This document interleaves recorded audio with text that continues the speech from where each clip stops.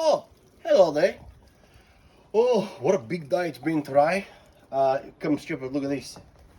We've got some very active, look down there. Oh, very active. Can you get a shot? Damn. There we go, beautiful. So today I was a little bit sad because I used to have animals in my house. Pet animals, of course. I had two cats. One cat, Mill, and the other cat, Harry. I'm sad today because I gave them away a few years ago to a nicer person, and what trigger, these today they use the word, your trigger, not like the gun, but trigger, your memory, because I was talking to somebody at the fish and chip shop and they were buying dim sims, and I just remember my beautiful cats. I don't know how they work. Also today, I was watching the news and some Dr. Verma, Dr. Worm, the man from America, he said to her, can a man have a baby?